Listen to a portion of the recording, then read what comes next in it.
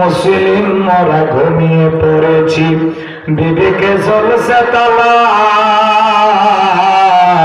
রক্ত মদের হয়েছে শিথিল, পাপে অন্তর কালা।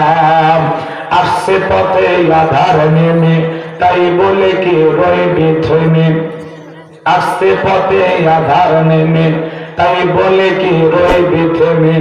বারে বারে জ্বলবে বাতি, হয়তো বাতি জ্বলবে না,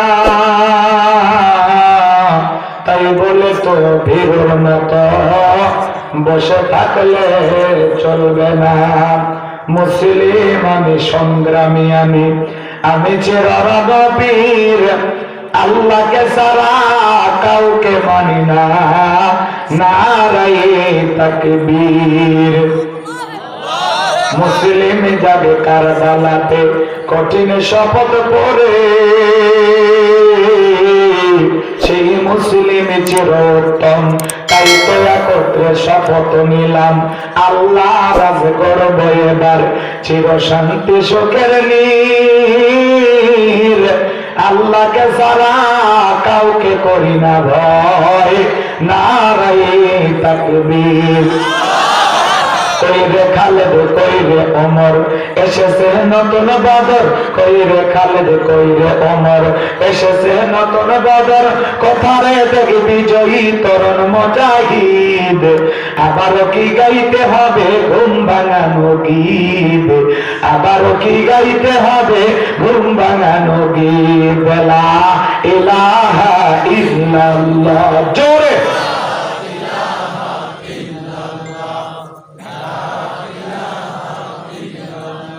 জোরে লা ইলাহা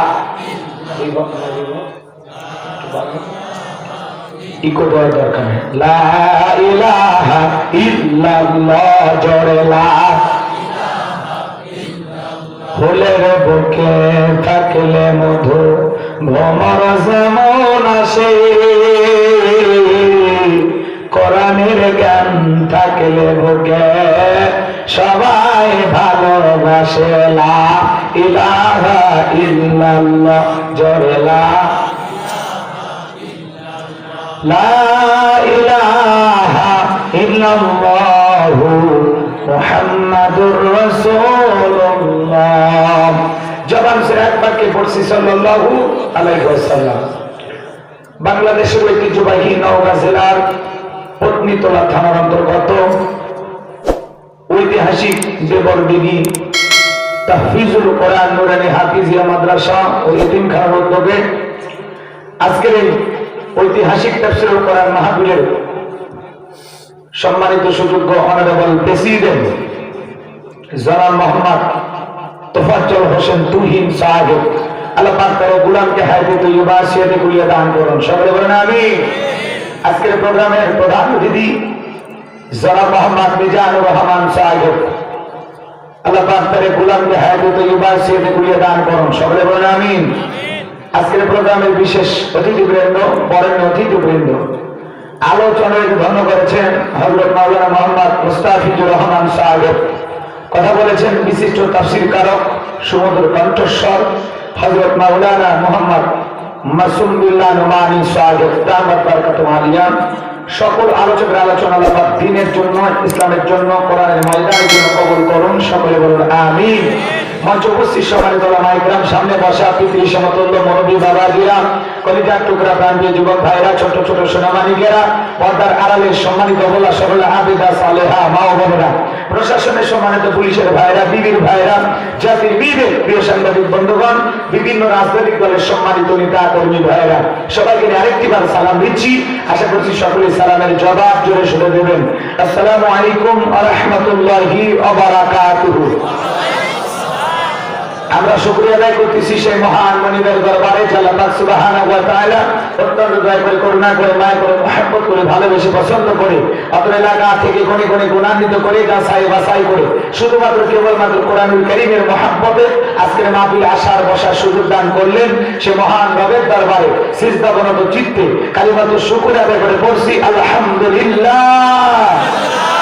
লক্ষ কোটি দরুদ সালাম মানবতার শ্রেষ্ঠ বন্ধু বিশ্বনবী বিশ্বনেতা যিনি আইটেমে জাহিলিয়াতের যুগে আগমন করে অসভ্য মানুষগুলোকে সভ্য বানিয়েছেন, অভদ্র মানুষগুলোকে ভদ্র বানিয়েছেন, কোরআন নামের সংবিধান দিয়া কোরআনের রাজ কায়েম করিয়া সোনালী যুগ উপহার দিয়া মদিনার পাক ভূমিতে সাহিত্য আছেন। সে রাসূলের প্রতি কলিজা ভরা মহব্বত নিয়ে পড়ছি দরুদ সালাম। সকলেই পড়ুন সাল্লাল্লাহু আলাইহি ওয়াসাল্লাম। সম্মানিত ভাই, আজকের প্রোগ্রামে আসতে পেরে বসতে পেরে আপনারা খুশি না রাজা? কারা কারা রাজা? দুই হাত তুলে দেখান তো দেখি। আলহামদুলিল্লাহ, আপনারা চালাক আছেন, দুই চারজন তুলতে চান। সব জায়গায় ঝোঁকে তালে তাল মিলালে হবে না, খালি জোশ থাকলে হবে না, জোশের সাথে হুঁশও থাকা লাগবে। কথা বল ঠিক না? দাঁড়ান ভাইরা, এই যে বসেন বসেন, এই যে হাতে ইশারা ঠিক। আমার ইশারা তো বুঝবেন না, বান্ধবীর ইশারা ঠিকই বোঝেন। হ্যাঁ বাবু বসো বসো, প্যান্ডেলের ভিতরে বসো, বাইরে কুয়াশায় সর্দি লাগবে তো বসো। শোনা ভাইরা বসো, যারা ভদ্র ছেলে তারা একবার বললেই বোঝে। বসো বাবা বসো, সবাই বসো, এই ছেলে পেলে বসো, সবাই বসো। আল্লাহ তাআলা ডেকে বলেন আল্লাযী খলাকাল মাউতা ওয়াল হায়াতা, যিনি সৃষ্টি করেছেন মৃত্যু আর জীবন। আল্লাহ সর্বপ্রথম মৃত্যুর কথা কেন বললেন? এই দুনিয়াতে আসার একটা সিরিয়াল আছে, যাওয়ার কিন্তু কোনো সিরিয়াল নাই। দাদা আসছে, দাদার পরে বাবা আসছে, বাবার পরে আমি আসলাম, আমার পরে আমার সন্তানের আসলো। কিন্তু যাওয়ার বেলায় 60 বছরে দাদা বেঁচে থাকে, 22 বছরের নাতি বিদায় নেয়। কথা বলেন ঠিক কিনা? যাওয়ার বেলায় বাবা বেঁচে থাকে, 8-10-12 বছরের ছেলেটা বিদায় নাই, বাবার কাছে সন্তানের লাশ। এটা হলো পৃথিবীর সব চাইতে ভারী বোঝা। একটা সন্তান যদি মৃত হয়, একটা সন্তান যদি বেড়ে উঠতে বাবার চোখের সামনে মারা যায়, এটা দুনিয়ার কোনো বাবা সহ্য করতে পারে না। একটা বাবার কাছে সন্তানের লাশ, এটা দুনিয়ার সব চাইতে ভারী বোঝা। বাবার জন্য এই বোঝা বহন করা বড় কঠিন হয়ে যায়। এবার জানবো আমার, তাহলে দাদার আগে নাতি চলে যায়, বাবার আগে ছেলে চলে যায়, দুনিয়া থেকে সবাইকে বিদায় নিতে হবে। আমার আল্লাহ দিকে বলেন কুল্লু নাফসিন যায়িকাতুল মাউত, প্রত্যেক প্রাণীকে মৃত্যুর স্বাদ গ্রহণ করা লাগবে, সবাইকে মৃত্যুর স্বাদ গ্রহণ করতে হবে। এই মৃত্যুর স্বাদ হলো দুই প্রকারের, মিষ্টি খাইলে মিঠা লাগে, নিম পাতা খাইলে তিতা লাগে। ইমানদারদের জন্য মৃত্যুটা হলো মিঠা। মায়ের কোলে শিশুটা ঘুমাইতে ঘুমাইতে, মায়ের কোলে দুধ পান করতে করতে শিশুটা যেমন ঘুমের মধ্যে চলে যায়, ইমানদাররা দুনিয়া থেকে তেমনি ভাবে বিদায় নেবে, টেরও পাবে না। বলুন আল্লাহু আকবার। কিন্তু যারা বেঈমান নাফরমান গুনাহগার আল্লাহর অবাধ্য গোলাম, এরা যখন মৃত্যুবরণ করবে, দেখেন না মরার 6 মাস আগে জবানটা বন্ধ হয়ে যায়। সন্তানেরা শরবত গুলে মুখে দেয়, গালসি বেয়ে বেয়ে পড়ে যায়, খাওয়ার শক্তি থাকে না। এবার জানবো আমার কত মানুষ দেখেন মৃত্যুর আগে পেশাব পায়খানা করে দেয়, চোখগুলো বড় বড় করে, গালি দিতে দিতে মারা যায়, অশ্লীল কাজ করতে করতে মারা যায়। সেজন্য জানবো আমার মৃত্যু কিন্তু চলে আসবে, আজ হোক কাল হোক আপনাকে আমাকে মারা যেতে হবে। এই দুনিয়ার স্বার্থপর কাউকে থাকতে দেবে না, দেবে না। যুবক রে, যেখানে থাকো, যে অবস্থায় থাকো, মৃত্যু কিন্তু তোমাকে ধরবে। আইনামা তাকুনু ইদরিকুমুল মাউতু ওয়ালাউ কুনতুম ফি বুরুজিম মুশাইয়াদা। বলুন আল্লাহু আকবার। সূরা নিসার ৭৮ নম্বর আয়াত। আল্লাহ তাআলা ডেকে বলেন যেখানে থাকো, যে অবস্থায় থাকো, মৃত্যু তোমাদেরকে ধরবে। মৃত্যু থেকে পালানোর কোনো রাস্তা খোলা নাই। যুবক রে, আজ হোক কাল হোক তোমাকে আমাকে মৃত্যুবরণ করতে হবে। আল্লাহ নবী মুসা আলাইহিস সালামকে জিজ্ঞাসা করা হয়েছিল, ও আল্লাহ নবী মুসা, মৃত্যুর যন্ত্রণা আপনার কাছে কেমন কষ্টকর মনে হয়? আল্লাহ নবী মুসা আলাইহিস সালাম ডেকে বলেন, মৃত্যুর যন্ত্রণা আমার কাছে তেমনি কষ্টকর মনে হয় জ্যান্ত ছাগলের কাছ থেকে চামড়া খসাইলে ওই ছাগলের যেমন কষ্ট হয়, আমার কাছে মৃত্যুর যন্ত্রণা তেমনি কষ্টকর মনে হয়। এবার জানবো আমার সবাইকে মরতে হবে, দুনিয়াতে কেউ চিরকাল থাকবো না। আপনার আমার নবীর ইন্তেকালের সময় কেমন কষ্ট হয়েছিল শোনেন। আপনার আমার নবী অসুস্থ, হযরতে ফাতেমা ধরে কান্নাকাটি করতেছেন, নবী বিদায় নেবেন, ফাতেমা সহ্য করতে পারতেছেন না, অজরে কান্নাকাটি করতেছেন। আমার নবী ডেকে বলে, মা ফাতেমা, তোর চোখের পানি আমি সহ্য করতে পারি না, ও মা ফাতেমা, তোমার কানটা আমার কাছে নিয়ে আসো, আমার মুখের কাছে লাগায় দাও। বিশ্ব নবীর মুখের কাছে কানটা নিয়ে গেলেন। আমার নবী কি যেন কানে কানে বললেন, হযরতে ফাতেমার কান্না বন্ধ হয়ে গেল। আম্মা জান আয়েশা ডেকে বলেন, ও আমার মেয়ে ফাতেমা, তোমার আব্বা জান কি এমন বলেছে যার কারণে তোমার কান্না বন্ধ হয়ে গেল? হযরতে ফাতেমা ডেকে বলে, আম্মা জান, আমার বাবা মাকে বলেছেন বাবার ইন্তিকাল ইন্তিকালের পরে সর্বপ্রথম বাবার সাথে আমার সাক্ষাৎ হবে, বলুন আল্লাহু আকবার। আমি বুঝতে পেরেছি মা, বাবার ইন্তিকালের পরে বেশি দিন দুনিয়াতে থাকা লাগবে না। নবীর দুয়ারে দাঁড়িয়ে আছেন জিবরাইল আর আজরাইল। আজরাইল নবীকে, জিবরাইল নবীকে সালাম দিন, আসসালামু আলাইকুম ইয়া রাসূলুল্লাহ ইয়া হাবিবাল্লাহ। হুজুর নবী গো, আপনার অনুমতির অপেক্ষা আমরা দরজায় দাঁড়িয়ে আছি। আজকে আসমান থেকে আমি জিবরাইল একা আসি নাই, আমার সাথে আরেকজন ফেরেশতা এসেছেন, যার নাম হলো আজরাইল মালাকুল মউত। যেই ফেরেশতা দুনিয়ার কারো ঘরে প্রবেশের সময় অনুমতি নেয় না। আপনার অনুমতির অপেক্ষা আমরা দাঁড়িয়ে আছি। বিশ্ব নবী ডেকে বলে, মা ফাতেমা দরজা খুলে দাও, দরজা খুলে দাও বলো। এইবার বাজান গো আমার জিবরাইল প্রবেশ করলেন, আজরাইলও প্রবেশ করলেন।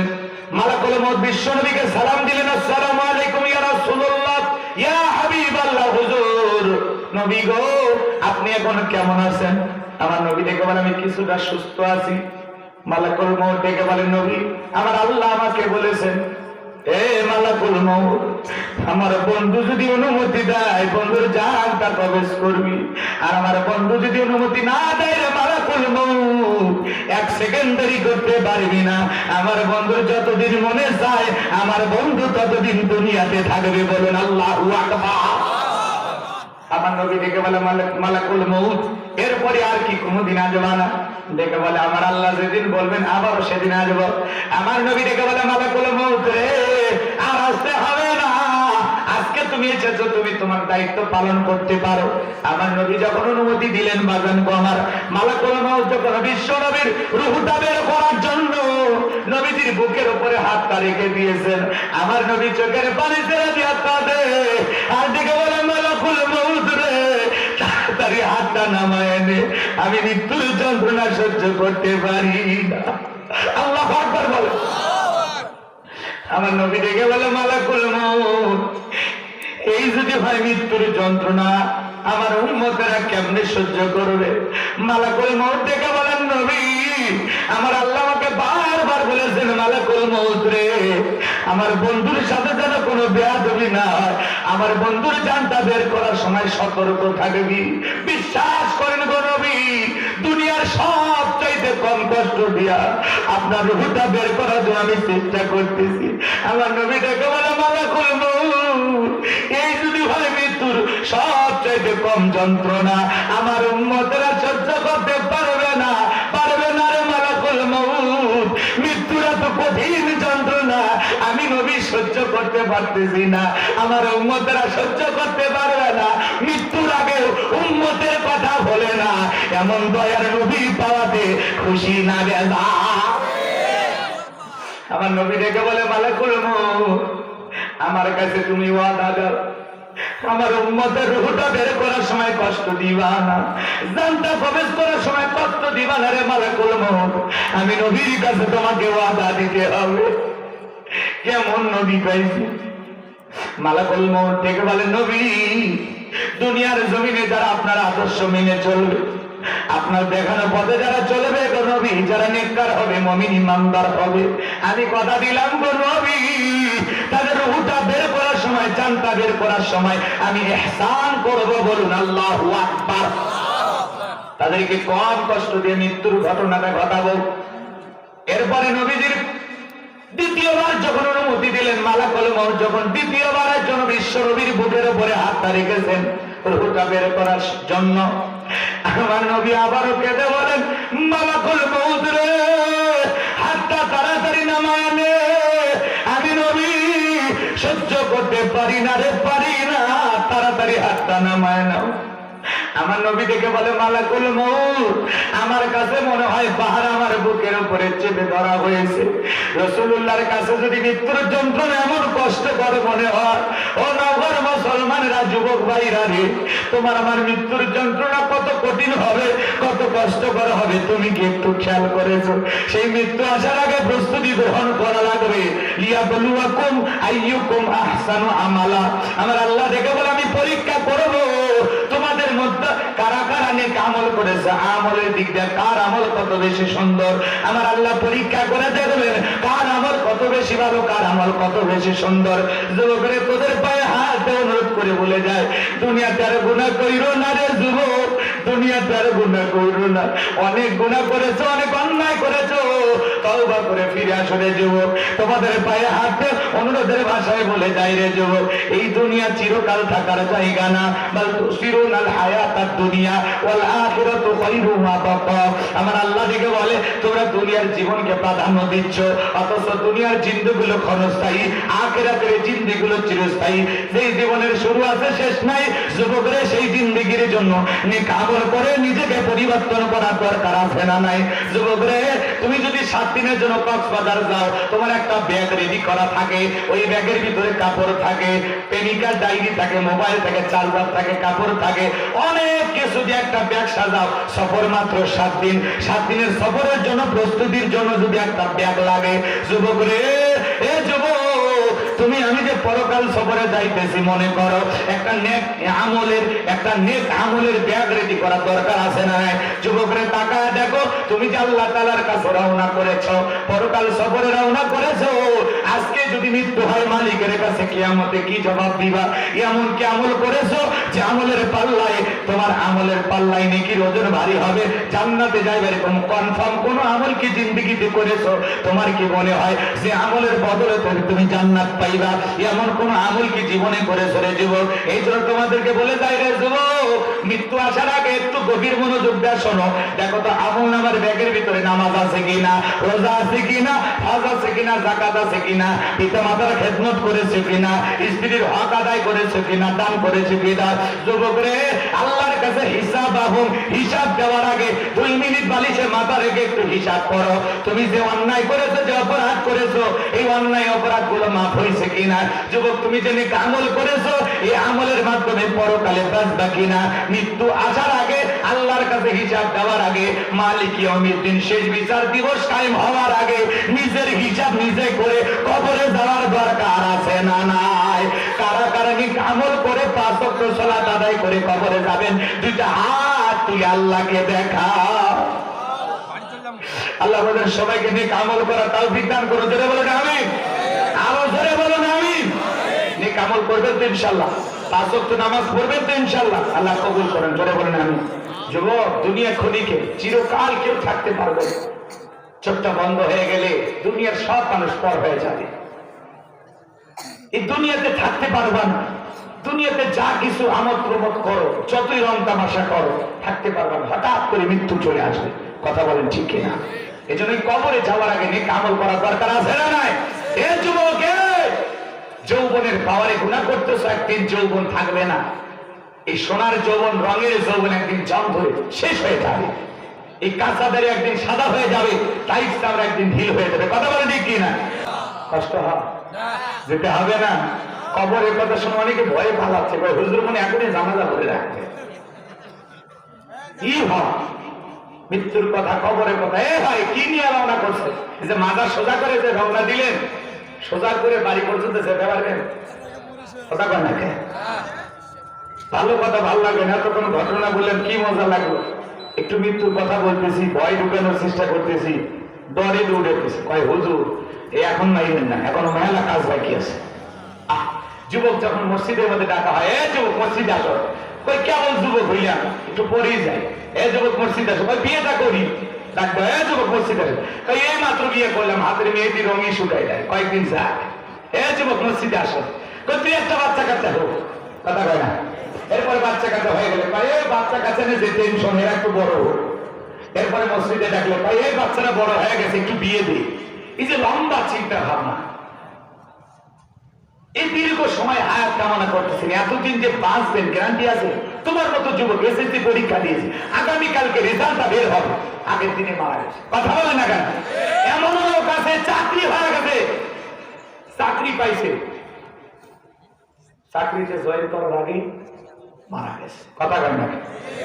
এই যে কয়েকদিন আগে বর সেজে যাচ্ছে, মারা গেছে। কথা বলে ঠিক কিনা? সিরাজগঞ্জের রেল লাইনে মারা গেল, তোমরা দেখো নি? দেবো বিয়ে করছে, বউকে নিয়ে বাসর ঘর সাজাইছে, ট্রেনের ধাক্কায় মাইক্রোবাসটা এমন জায়গায় নিয়ে গেছে, বাসর ঘর রেল লাইনে শেষ। তুমি বিয়ে করেছো বাসর ঘর পর্যন্ত পৌঁছাইবা এর গ্যারান্টি নাই, আর বিয়ে করার পরে বাচ্চা হবে, বড় করবা, তাদের বিয়ে দিবা, এত চিন্তা নিয়ে বসে আছো, তারপরে আল্লাহকে ডাকবা একেবারে ঢিলা ঢালা শরীর নিয়ে, যখন জয়েন্টে জয়েন্টে ব্যথা, কথা কয় না কেন? রাগ করতেছেন? করেন, সমস্যা নাই। আপনারা যেহেতু ওটা বাসা করলেন, আমি পরিবেশ ঠিক রাখলে নিয়োগ করছিলাম যে একটা পর্যন্ত চালাবো, যেহেতু আপনাদের কর্মব্যস্ততা আছে, আপনাদেরকে আর কষ্ট দিতে চাই নাই। যে সামনে 25 তারিখ, এই যে উমরপুর না কোথায় যেন একটা জায়গা আছে না, চেনেন আপনারা? ওমরপুর ওমর শহীদ নুরানী হাফিজিয়া মাদ্রাসা 25শে ফেব্রুয়ারি। হ্যাঁ, বাকরইল নাকি, যাই হোক, এই জায়গায় দেখা হবে ইনশাআল্লাহ। আল্লাহ যদি চাই নতুন কোন বিষয় নিয়ে, কোরআন সুন্নাহ তো ওয়াজের অভাবে আছে কি, নতুন কোন বিষয় নিয়ে আপনাদের সামনে নতুন কিছু আলোচনা উপস্থাপন করার চেষ্টা করব ইনশাআল্লাহ। আপনাদের সকলের দাওয়াত 25শে ফেব্রুয়ারি দেখা হবে ইনশাআল্লাহ। যুবকদেরকে আল্লাহ কবুল করে, জোরে বলেন আমিন। সম্মানিত ভাইরা, আমার কথা না বাড়াই, এতটুকু শুধু বলবো, ভাই নেক আমল করে কবরে যেতে হবে, ঠিক আছে? কি ওই কথাগুলো শুনবেন, বলতে গেলে তো সময় লাগবে। শোনেন, আমার সত্যি নিয়ম ছিল একটা বলতে, বিশ্বাস করেন, কিন্তু এই যে দেখলাম মৃত্যুর কথা শুনে লোকজন দোয়া আছে, ঠিক আছে? শোনেন শোনেন, বসেন বসেন বসেন, লিল্লাহে তাকবীর। তাহলে ভাই নেক আমল করে কবরে যাবো তো ইনশাআল্লাহ। আল্লাহ রাসূল বলেছেন, ক্বালা রাসূলুল্লাহ সাল্লাল্লাহু আলাইহি সাল্লাম, ইন্নামাল কুবুরু রাউযাতুম মিন রিয়াদিল জান্নাহ আও হুফরাতুম মিন হুফারিন নার, রাহু তিরমিজি। বিশ্বনবী দেখে বলেন, যে ব্যক্তির আমল ভালো, মৃত্যুর সঙ্গে সঙ্গে আল্লাহ পাক তার কবরটাকে জান্নাতের বাগান বানাবেন, বলেন সুবহানাল্লাহ। তাহলে যারা আমল ভালো তার আখিরাত ভালো, আর যে ব্যক্তির আমল খারাপ, আও হুফরাতুম মিন হুফারিন নার, তার কবরটা হবে জাহান্নামের আগুনের গর্ত। এজন্য গুনাহ নিয়ে কবরে যাব না, নেক আমল করে কবরে যাব। আল্লাহ তাআলাকে রাজি খুশি করে আল্লাহর নৈকট্য লাভের আশায় সেইভাবে ইবাদত বندگی নেক আমল আল্লাহ আমাদের করার তৌফিক দান করুন। যেভাবে ইবাদত করলে আল্লাহ খুশি হবেন, আল্লাহর ভালোবাসায় আল্লাহকে রাজি খুশি করার জন্য আল্লাহ তাআলা আমাদেরকে ইবাদত বندگی করার তৌফিক দান করুন। জোরে বলুন আমিন, আর জোরে বলুন আমিন। কথা বাকি গেছিলাম হযরত আলীর কথা, বাদশা হারুন রশিদের কথা, আর বাদশা বখতে নাসরের কথা। তিনজনের কথা যদি আমি বলি, মিনিমাম একেবারে কম করে হলেও আরো ঘন্টাখানিক আলোচনা হওয়া দরকার। তো যাই হোক, এত রাত পর্যন্ত ওয়াজ করে আবার ফজরের নামাজ না হইলে সমস্যা, তাই না? এই জন্য এত কথা বলবো না, আমি সংক্ষিপ্ত করে একটা বলি, তিনটা বলার সময় হবে না। এখন হযরত আলীর কথাটাই বলি, নাকি বলেন? যেটা প্রথমে বাকি রেখেছি ওটাই বলি, বাকি দুইটা বাকি থাক। বলে ইউটিউব ইন্টারনেটে আমার পুরো আলোচনায় আছে, সব আলোচনায় আছে, আপনারা শুনে নেবেন, আল্লাহ কবুল করেন। যারা বলেন আমিন। হযরত আলীকে বলতেছে, এ কাফেরের বেটা আমর, তোর যদি সাহস থাকে ডাক্তার পার হয়ে দেখা। এই কথা বলা মাত্রই আমার এক পা সামনে আসে, তিন পা পেছনে যায়। এমন অবস্থায় হযরত আলী তাকায় দেখে ওর কাঁধে থাকা 3.5 মণ ওজনের তরবারি আল্লাহ কাঁধের তক্তা বানায় দিয়েছে। বলুন আল্লাহু আকবার, আরো জোরে বলুন আল্লাহু আকবার। তাহলে শক্তি কমলো না বাড়লো? কিন্তু ওই বেঈমান 2 পা সামনে আসে, 3 পা পেছনে যায়, 2 পা সামনে আসে, 3 পা পেছনে যায়। এরকম করতে করতে করতে আসে না, এরকম করতে করতে যখন দাগ বরাবর পা দিয়েছে, আল্লাহু আকবার বলে, আরো জোরে বলেন আল্লাহু আকবার। হযরত আলী যখন দাগ বরাবর যখনই পা দিয়েছে, বাজান গো আমার, হযরত আলী তখন আর দেরি করলো না। ওই জালিম বেঈমান যে রাসূলের মাথা নেওয়ার জন্য রওনা করেছে, কাল্লা নেওয়ার জন্য রওনা করেছে, পৃথিবীর শ্রেষ্ঠ মানুষটা হলো আপনার আমার নবী মুহাম্মদ রাসূলুল্লাহ সাল্লাল্লাহু আলাইহি সাল্লাম, যার চরিত্রের সার্টিফিকেট আল্লাহ দিয়ে বলেন, ওয়া ইন্নাকা লাআলা খুলুকিন আযীম। নবী হলেন পূর্ণ পবিত্র মহান চরিত্রের অধিকারী। রাসূলের চাইতে উত্তম মানুষ, রাসূলের চাইতে শ্রেষ্ঠ মানুষ আল্লাহর জমিনে আর কেউ হতে পারে না। যে নবী 63 বছরের জিন্দেগিতে একটি মিথ্যা কথা বলেননি। বলুন আল্লাহু আকবার, আরো জোরে বলুন আল্লাহু আকবার। সেই নবীর মাথা নিতে চায় এই জালেম বেঈমান। বাজান গো আমার, রাসূলুল্লাহর কাল্লা নেওয়ার জন্য যখন দাগ বরাবর পাটা দিয়েছে, হযরত আলী তরবারিটা নিয়ে শুধুমাত্র কাঁধ বরাবর ঠেকাইছেন। হযরত আলী কাঁধে তরবারি ঠেকাইতে দেরি, ওই জালেম মহাবীর আমরের দেহ থেকে কাল্লাটা ফেলাইতে আমার আল্লাহ দেরি করে নাই। বলুন আল্লাহু আকবার। হযরত আলী এবার তরবারিটা নিয়ে মারছেন দৌড় রাসূলের কাছে, যা বলে, নবী গো আমি মারিনি, কি বলে আমি পারিনি। এই কথার পরে রাসূল আবার এই কথার উত্তর দিয়েছিলেন আরো কিছুদিন পর। ওই ঘটনাটা আমার সামনে আছে, আমি অত কথা বলবো না, শুধুমাত্র আপনাদেরকে এতটুকু কথা বলে দিয়ে যায়। শোনেন, হযরত আলী তরবারিটা শুধু কাঁধ বরাবর ঠেকাইছেন, কাল্লা ফেলাই দিয়েছেন কে? আরো জোরে বল আল্লাহ। তা আপনার কাজ হলো ঈমানের শক্তি নিয়ে এগিয়ে যাওয়া। আপনার পিছনে আল্লাহ হাজার জন তৈরি করে দেবেন, কথা বলেন ঠিক কিনা? আপনার কাজ হলো খালি কোন মতে অস্ত্র ধরেন, আল্লাহর সাহায্য এসে জালেমদের কুফাঘাত করে দেবে, কথা বলেন ঠিক কিনা? মনে রাখবেন, হযরত আলী শুধুমাত্র কাঁধ বরাবর তরবারিটা ঠেকাইছেন, তরবারি ঠেকানো মাত্রই মুহূর্তের মধ্যে আল্লাহর কুদরত থেকে জালেমের দেহ থেকে আল্লাহ কাল্লাটা ফেলা দিয়েছেন, কথা বলেন ঠিক কিনা?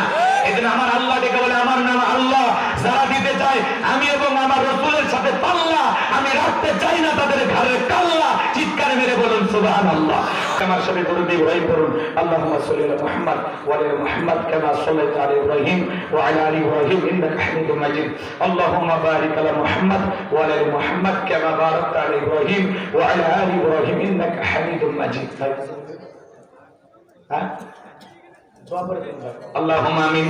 ربنا ظلمنا أنفسنا وإن لم تغفر لنا وترحمنا لنكونن من الخاسرين. ঐতিহাসিক দেবর দিকে তাহফিজুল কোরআন নুরানি হাফিজা ও এতিমখানা মাদ্রাসার উদ্যোগে আজকের ঐতিহাসিক তাফসীরুল কোরআন মাহফিলের সভাপতি জনাব মোহাম্মদ তোফাজ্জল হোসেন তুহিন ভাইকে আল্লাহ কবুল করে দেন, হায়াত বাড়ান, জিন্দেগির গুনাহগুলো মাফ করে দেন। সহসভাপতি হিসেবে যাদের নাম আছে আল্লাহ কবুল করে দেন। প্রধান অতিথি জনাব মোহাম্মদ মিজানুর রহমান ভাইকে আল্লাহ কবুল করেন, তার ব্যবসা বাণিজ্যে বরকত দিয়ে দেন।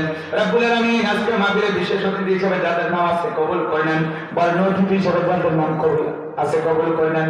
জনাব মোহাম্মদ ইউনুস আলী, আল্লাহ তাআলা তোমার গোলাম চেয়ারম্যান পদপ্রাপ্তি সম্মানের আসনে করতে চায়, আল্লাহ তাআলা তাকে সম্মানিত করে দিও, তার মনের আশাগুলো পূরণ করে দিও। এই মাদ্রাসার জন্য যত মানুষ নগদে বাকিতে টাকা পয়সা দান করেছে আল্লাহ সকলের দানগুলো কবুল আর মঞ্জুর করে নাও। পর্দার মা বোনেরা দান করেছে আল্লাহ কবুল করে নাও। রব্বুল আলামিন কোরআনুল কারীমকে ভালোবেসে এক পারার জন্য 1000 করে টাকা অনেক ভাইরা দিয়েছেন, আল্লাহ কবুল করে নেন। এই দানের বিনিময়ে কোটি কোটি টাকার মালিক বানায় দেন। বিশ্বনবীর সাথে আল্লাহ কি জান্নাতি কবুল করে নিও গো আল্লাহ। রব্বুল আলামিন আমার পূর্বে আলোচনা করেছেন হযরত মাওলানা মুস্তাফিজুর রহমান, হযরত মাওলানা মুহাম্মদ মাসুম বিল্লাহ নোমানী, আল্লাহ তোমার সকল গোলামের আলোচনা তুমি কবুল করে নাও। রব্বুল আলামিন তাকায় দেখো কত মানুষ আমার সাথে হাত তুলে ধরেছে, তাকায় দেখো তোমার আদরের বান্দারা হাত তুলেছে, কত দাড়ি পাকা মুরব্বীরা হাত তুলেছে, যে মানুষগুলো হাত তুলে তুমি আল্লাহ নিজে লজ্জা পাও। কত যুবকেরা হাত তুলেছে, হাফেজ সাহেবেরা হাত তুলেছে, আলেম ওলামা হাত তুলেছে, মাদ্রাসার কচিকাঁচা বাচ্চারা হাত তুলেছে, পর্দানিশী মা বোনেরা হাত তুলেছে। মা বোনদেরকে নিয়ে তেমন আলোচনা করার সুযোগ হলো না। আমার মা বোনদেরকে আল্লাহ পর্দা করা তৌফিক দিয়ে দেন, রোজাদার বানায় দেন, নামাজি বানায় দেন, স্বামীর খেদমত করে বাকি জীবন পরিচালনা করার তৌফিক দিয়ে দেন, তাদের দাম্পত্য জীবন হযরত আলী আর ফাতিমার মতো কবুল করে নেন। রব্বুল আলামিন